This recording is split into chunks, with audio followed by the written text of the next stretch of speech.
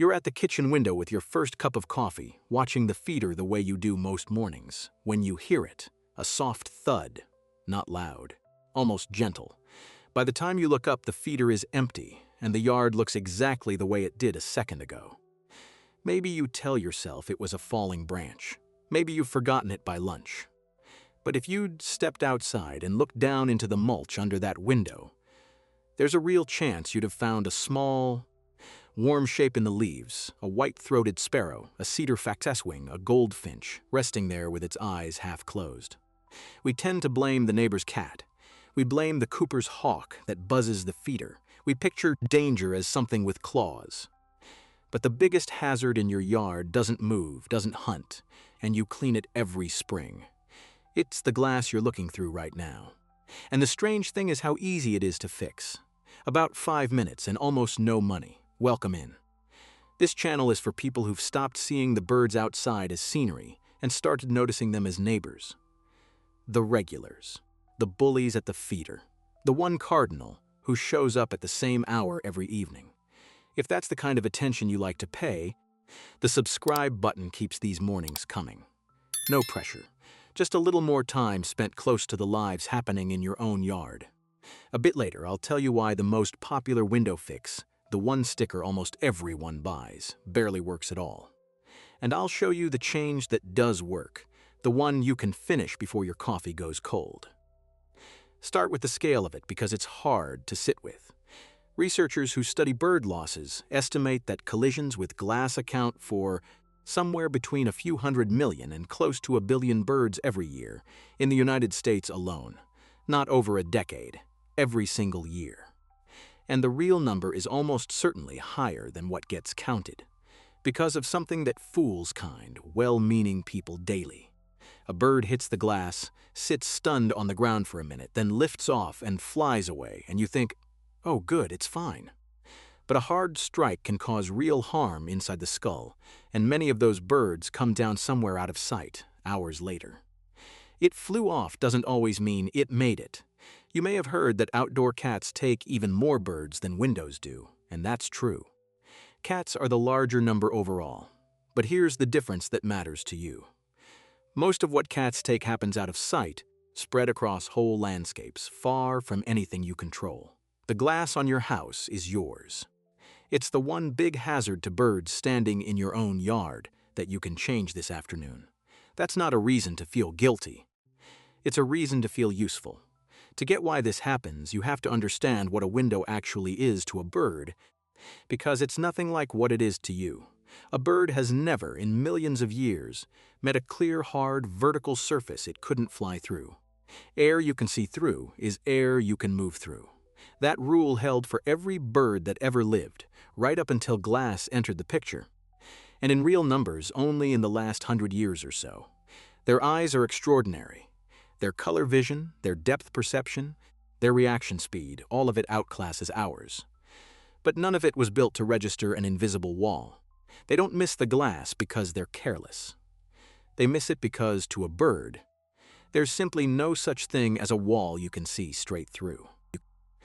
Then there's the reflection, and this is where most strikes around a house come from.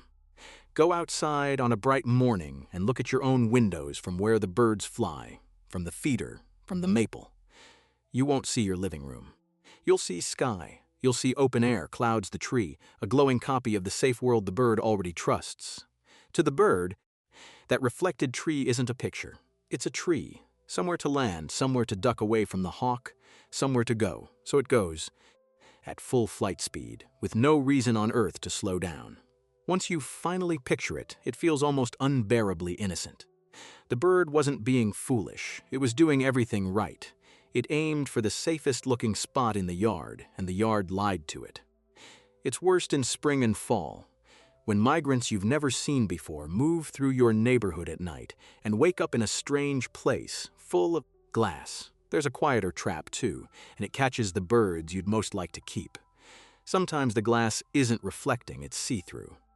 A bird looks at your window and sees straight into the house, to a leafy plant on the sill, or clean through to the open yard on the far side.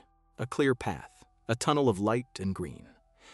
Two windows lined up across a single room are especially risky this way, because the bird reads the whole thing as a gap to fly through. A houseplant pressed against the glass makes it worse, since now there's a destination on the other side. The bird isn't aiming at your window at all. It's aiming at the world it can plainly see beyond it, and the world, again, turns out to be a lie an inch thick. Let's clear up two things people get wrong, because the mistakes are costly. The first is that single black hawk silhouette sticker. You've seen them. Maybe you have one. The trouble is that one decal protects roughly the patch of glass it covers and nothing else.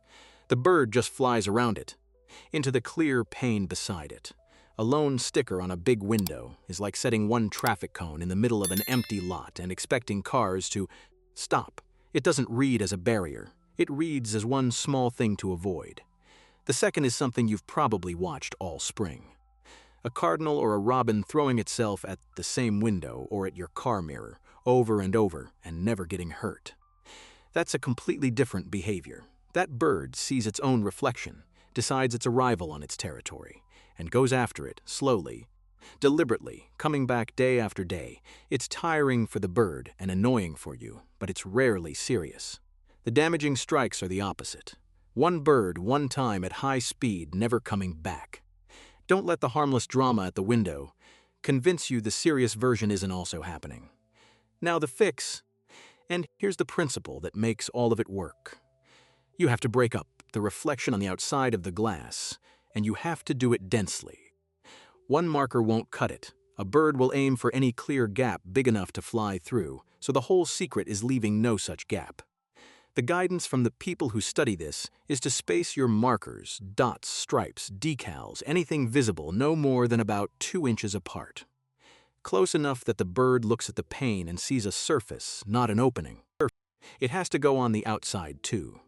The reflection lives on the outer face of the glass, so decals stuck on the inside are working behind the very mirror they're meant to cancel. Outside is where it counts. After that, take your pick. There are little stick-on dots made for exactly this. There's specialized window tape. And there's tempera paint, the cheap, washable kind kids use, with a sponge or a stencil, which turns this into a true 5-minute job. A grid of dots across your worst windows. Rinsed off with a hose whenever you want. In a pinch, even a bar of soap dragged across the glass in close lines will do the trick. A couple more fixes are worth knowing, including my favorite. If paint isn't your style, there's a quieter, more elegant options. Lengths of thin cord. Parachute cord is perfect, hung straight down the outside of the window every few inches, weighted at the bottom so they don't tangle. From inside, you barely notice them. From a bird's eye, the glass suddenly has texture, a set of soft vertical bars it won't try to thread. People who've fought this problem for years swear by them, and you can rig a window in an afternoon for the price of a coffee. And one that surprises almost everyone. Where you put your feeder changes everything. The dangerous distance is the in-between. Far enough from the house that a startled bird builds up real speed, but close enough that it reaches the glass at that speed. So you do one of two things. Either move the feeder right up against the window, within about 3 feet, so a spooked bird simply can't gather enough momentum to hurt itself, or move it well back past about 30 feet, so the house isn't the obvious place to flee toward. It's backwards from what you'd guess, but it works. Sometimes a foot in the right direction is the whole solution.